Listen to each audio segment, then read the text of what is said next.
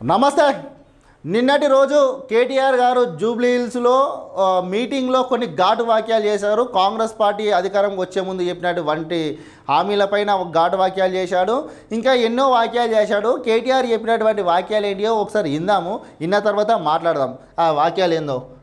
పరిస్థితి అంటే మన హైదరాబాద్ చెప్తారు, హైదరాబాద్ ఎవడో ఎక్కదక్క మాట్లాడితే ఏమంటారు, ఏ ఖామోష్ బైఠే బైగన్ కి బాత్ నాకు ఒకరట.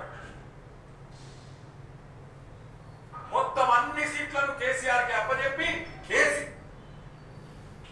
ముందే తెలుసు కాంగ్రెస్ ఎంత మోసం పార్టీ మీకు తెలుసు.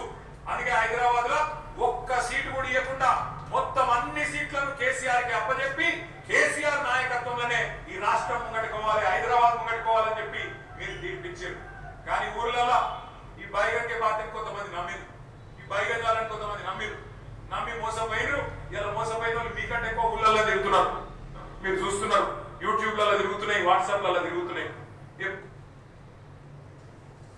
అన్నాడు ఇందిరమ్మ రాజ్యం అంటే ఇల్లు గులగొట్టుడేనా? ఇందిరమ్మ రాజ్యం అంటే నువ్వు వచ్చినాక హైదరాబాద్ లో కొత్తగా ఒక ఇటుక పెట్టింది లేదు, ఒక ఇల్లు కట్టింది లేదు, కొత్తగా ఒక రోడ్ వేసింది లేదు, ఒక బ్రిడ్జ్ కట్టింది లేదు.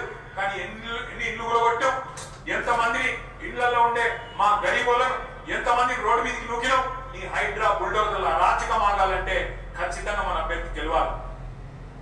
ఇవాళ జరుగుతున్న ఈ పోరాటం ఏదైతున్నదో తెలంగాణలో ఉన్న గరీబులకు, తెలంగాణని ఇవాళ గద్దల్లాగా తన్నుకనింటున్న కాంగ్రెస్ వాళ్ళకు మధ్యనే రైట్. కేటీఆర్ ఏమంటుండు అంటే ఈ కాంగ్రెస్ పార్టీ అధికారంలోకి వచ్చేటప్పుడు 4,000 ఇస్తా, 5,000 ఇస్తా, కేసీఆర్ 10,000 ఇస్తా, 15,000 ఇస్తా అని చెప్పి అన్నాడని కేటీఆర్ అంటుండు. అయ్యా కేటీఆర్ గారు, గతంలో మీరు బీఆర్ఎస్ పార్టీ తెలంగాణ రాష్ట్రం ఏర్పడిన తర్వాత అధికారంలోకి వచ్చేటప్పుడు ఎన్ని వాగ్దానాలు చేసిర్రు? ఒకసారి అధికారంలోకి వచ్చిన తర్వాత రెండోసారి మళ్ళీ ఎన్నికలు వచ్చిన తర్వాత మళ్ళీ ఎన్నికలకు పోయినప్పుడు మళ్ళీ ఎన్ని వాగ్దానాలు చేసిర్రు? నిరుద్యోగ వృద్ధి ఇవన్నీ ఇస్తామని చెప్పారు. ఎంతోమందికి డబుల్ బెడ్రూమ్లు ఇస్తామని చెప్పారు. మరి అవన్నీ ఎటు పోయినాయి? ఈరోజు కాంగ్రెస్ పార్టీ అధికారంలోకి వచ్చి ఇంకా 2 సంవత్సరాలు కూడా గడుస్తలేదు. ఇచ్చినటువంటి హామీలు ఏవైతే ఉన్నాయో ఒకదాని తర్వాత ఒకటి చేసుకుంటూ వస్తుంది. ఇందిరమ్మ రాజ్యమా, ఇది రౌడీ రాజ్యమా, బుల్డోజర్ల రాజ్యమా అంటున్నారు. అయ్యా కేటీఆర్ గారు, హైదరాబాద్లో కూడా ఒక్క ఇల్లు కట్టలేదు, ఇటుక పెట్టలేదు అంటున్నారు. ఓవరాల్ తెలంగాణ మొత్తంలో కాంగ్రెస్ పార్టీ ఇందిరమ్మకు సంబంధించినటువంటి కమిటీలు వేసి ఎన్ని ఊర్లలో ఇల్లు కడుతుంది, ఎన్ని మండలాలు, ఎన్ని నియోజకవర్గాలలో ఇల్లు పని పూర్తవుతుంది, ఎక్కడెక్కడ పూర్తయినాయో ఒకసారి మీరు తిరుగుర్రి.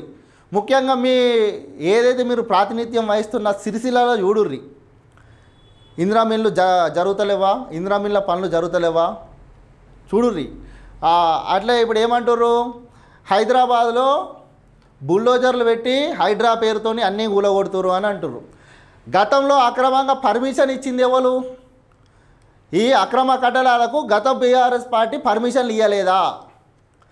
రేవంత్ రెడ్డి ఎప్పుడో ఆయన ప్రతిపక్షంలో ఉన్నప్పుడే హైదరాబాద్లో హైడ్రా తీసుకొస్తా అని చెప్పిండు. ఒకవేళ అధికారంలోకి వచ్చిన తర్వాత హైడ్రా తీసుకొస్తా, ఈ అక్రమాల కట్టడాలపైన కంపల్సరీ నేను చర్యలు తీసుకుంటా అని చెప్పి గతంలో రేవంత్ రెడ్డి ఎప్పుడో చెప్పిండు.